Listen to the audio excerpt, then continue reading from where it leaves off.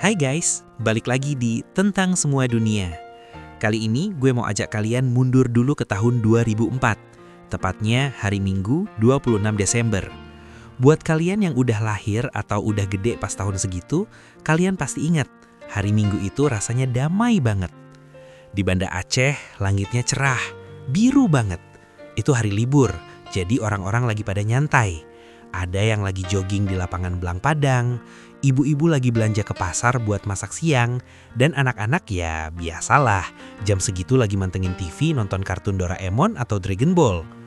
Suasana bener-bener normal, gak ada tanda-tanda aneh, gak ada peringatan apa-apa. Gak ada satu orang pun di Aceh, bahkan di dunia, yang tahu kalau beberapa menit lagi, peta dunia bakal berubah selamanya. Dan ratusan ribu nyawa bakal hilang dalam hitungan jam. Hari ini kita bakal deep dive ngebahas detil kejadian tsunami Aceh 2004. Bukan cuma soal air naik, tapi soal apa yang terjadi di dasar laut, gimana paniknya saat gempa 10 menit tanpa henti, sampai gimana Aceh bangkit lagi. Jam menunjukkan pukul 7.58 WIB. Tiba-tiba, tanah mulai goyang. Awalnya mungkin orang mikir, gempa biasa nih, paling bentar lagi berhenti. Karena emang Indonesia kan sering gempa ya. Tapi, gempa kali ini beda guys. Beda banget. Biasanya gempa itu durasinya cuma hitungan detik, paling lama 1 menit lah. Tapi gempa 26 Desember ini, guncangannya nggak berhenti. 1 menit lewat, 2 menit lewat, guncangannya malah makin kencang. Orang-orang mulai susah berdiri, bangunan mulai retak, dan banyak yang rubuh. Kalian bayangin, gempa ini durasinya 8-10 menit. 10 menit diguncang tanpa henti. Itu rasanya kayak kiamat kecil. Orang-orang di Aceh udah pasrah. Mereka cuma bisa zikir dan pelukan sama keluarga di tengah jalan. Kenapa bisa selama itu? Jadi gini penjelasannya. Di dasar Samudra Hindia, sekitar 160 km sebelah barat Aceh, terjadi patahan lempeng yang gila-gilaan. Lempeng Indo-Australia nyeruduk ke bawah lempeng Eurasia. Ini bukan retak biasa. Patahannya itu sepanjang 1.200 sampai 1.300 km. Bayangin, jarak Jakarta ke Banyuwangi, itu krek semua di dasar laut dalam waktu singkat. Energi yang dilepasin gempa ini setara dengan 1.500 bom atom Hiroshima. Gila nggak? Magnitudonya awalnya dibilang 8, tapi setelah diteliti ulang, para ilmuwan sepakat kekuatannya mencapai 9,1 sampai 9,3 skala Richter. Ini adalah gempa terbesar ketiga yang pernah terekam dalam sejarah manusia. Saking kuatnya, gempa ini bikin bumi bergetar sekian sentimeter dari porosnya, dan durasi hari di bumi jadi lebih pendek sepersekian mikrodetik. Dampaknya global, men.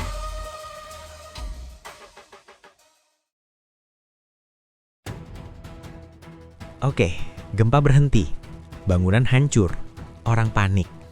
Tapi mimpi buruk yang sebenarnya belum mulai. Di pesisir pantai, kayak di Uleleh atau Loknga, terjadi fenomena aneh. Air laut tiba-tiba surut. Jauh banget. Garis pantai mundur sampai ratusan meter, bahkan berkilo-kilometer. Dasar laut yang biasanya ketutup air jadi kelihatan.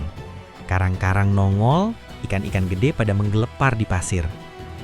Nah, ini bagian yang paling bikin nyesek kalau kita ingat sekarang. Waktu itu, tahun 2004, edukasi soal tsunami belum kayak sekarang. Kata tsunami aja masih asing banget di kuping orang Indonesia. Jadi, bukannya lari menjauh, banyak warga yang justru penasaran. Mereka turun ke pantai. Ada yang cuma mau lihat, kok airnya hilang? Ada juga yang malah nangkepin ikan-ikan yang terdampar itu. Anak-anak kecil pada girang ngumpulin ikan. Mereka nggak tahu kalau air surut itu adalah tanda kalau laut lagi narik napas buat ngehantam balik dengan tenaga super besar. Itu adalah momen calm yang mematikan.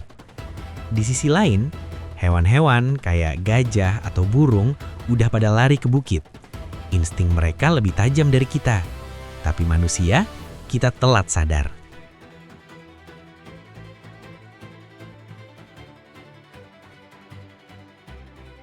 Sekitar 15-30 menit setelah gempa, terdengar suara gemuruh. Saksi mata bilang, suaranya kayak suara pesawat jet yang terbang rendah banget, atau kayak suara kereta api barang yang lewat di kuping kalian. Bising, dan makin lama makin kencang. Dari kejauhan di horizon, kelihatan garis putih memanjang. Itu ombak, tapi bukan ombak biasa. Gelombang pertama datang. Mungkin belum terlalu tinggi, tapi cukup buat bikin orang sadar. Lari, air naik. Tapi sayangnya, kecepatan air ini lebih cepat dari orang lari. Kecepatan tsunami di laut dalam itu setara pesawat jet, 800 km per jam. Dan pas nyampe pantai, kecepatannya masih puluhan kilometer per jam dengan kekuatan dorong yang masif. Gelombang kedua dan ketiga inilah yang paling mematikan. Di beberapa tempat di Aceh, tinggi air mencapai 30 meter. Itu setinggi gedung 10 lantai, guys. Di Loknga, tebing Bukit Kapur pun dihajar sampai habis vegetasinya. Dan ingat, air tsunami-nya itu nggak bening kayak di kolam renang. Warnanya hitam pekat. Kenapa hitam? Karena air itu ngaduk semua lumpur dasar laut, pasir, dan sampah. Jadi itu kayak tembok lumpur cair yang ngegulung apa aja. Mobil, truk, pohon kelapa, rumah beton, semua digiling jadi satu. Kekuatannya saking absurdnya, kapal PLTD Apung, pembangkit listrik terapung yang beratnya 2.600 ton, itu keangkat dari laut, ke bawah arus, dan parkir di tengah pemukiman warga sejauh 5 km dari pantai. Bayangin besi seberat itu dilempar kayak mainan plastik. Tapi di tengah kehancuran itu, ada satu ikon yang bikin merinding. Masjid Raya Baitur Rahman. Sekelilingnya rata dengan tanah, hancur lebur. Tapi masjid ini tetap berdiri kokoh dan jadi tempat perlindungan ribuan orang yang selamat. Banyak yang bilang ini keajaiban. Tapi secara struktur, bangunan masjid emang punya pondasi yang lebih dalam dan desain terbuka yang bikin air bisa lewat tanpa ngerubuhin dinding utamanya.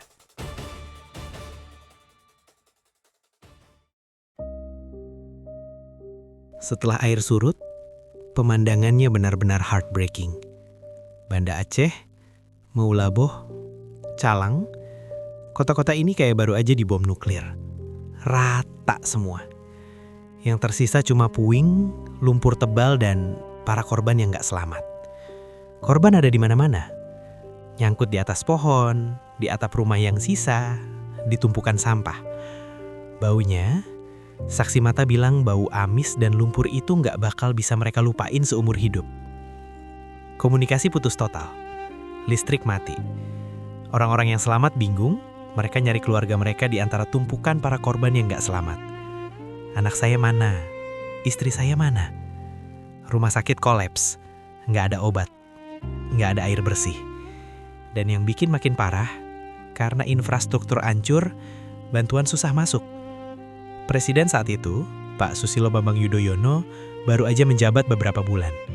Beliau langsung terbang ke Aceh, dan pas nyampe sana, beliau nangis. Nggak ada kata-kata yang bisa gambarin kehancurannya.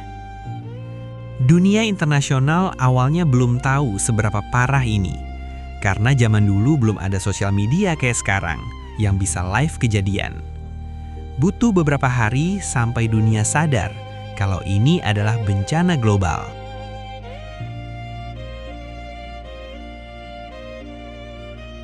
Oke, kita masuk ke data, biar kita paham skala bencananya. Tsunami ini nggak cuma kena di Indonesia, ini bencana lintas benua.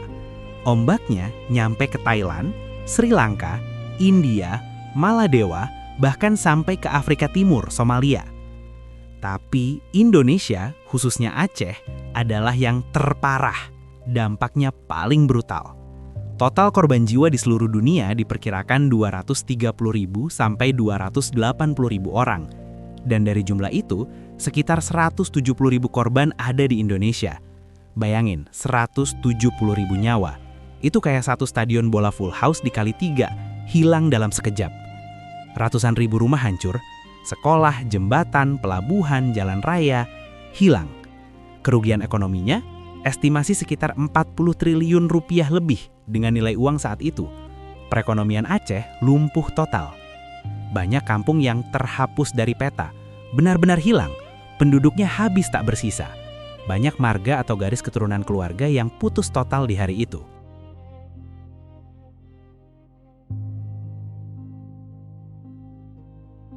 Tapi guys, di balik tragedi yang super gelap ini, ada satu titik cahaya yang luar biasa. Sebelum tsunami, Aceh itu wilayah konflik.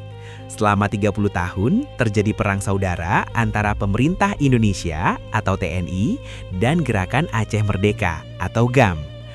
Darurat militer diberlakukan, suasana mencekam tiap hari. Tapi pas tsunami ngehantam, kedua belah pihak sadar. Buat apa kita perang kalau rakyat kita udah habis kena bencana? Siapa yang mau dipimpin kalau orangnya udah nggak ada? Akhirnya, bencana ini memaksa kedua pihak buat duduk bareng, nurunin senjata, dan fokus ngurusin mayat serta korban yang selamat. Tsunami inilah yang jadi jalan pembuka Perjanjian Damai Helsinki tahun 2005. Aceh akhirnya damai setelah puluhan tahun konflik. Proses rekonstruksi Aceh juga jadi salah satu operasi kemanusiaan terbesar dalam sejarah manusia. Seluruh dunia, dari musisi, aktor, negara adidaya, sampai anak SD yang mecahin celengan, semuanya nyumbang buat Aceh. Aceh dibangun ulang, lebih baik, lebih rapi, dan sekarang punya sistem peringatan dini tsunami.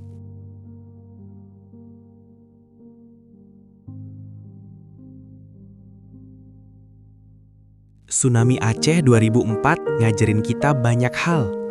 Tentang betapa kecilnya manusia di hadapan alam. Tentang pentingnya edukasi mitigasi bencana. Sekarang kalau gempa dan air surut, please jangan ditonton, tapi lari ke tempat tinggi. Dan yang paling penting, tentang solidaritas dan bangkit dari keterpurukan. Aceh sekarang udah cantik lagi.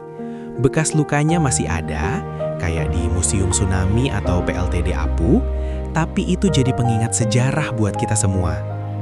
Buat kalian yang punya cerita, atau mungkin keluarga kalian ada yang jadi saksi mata kejadian ini, coba share di kolom komentar ya. Kita doakan bareng-bareng buat para almarhum dan almarhumah, semoga tenang di sana. Terima kasih udah nonton video panjang ini sampai habis.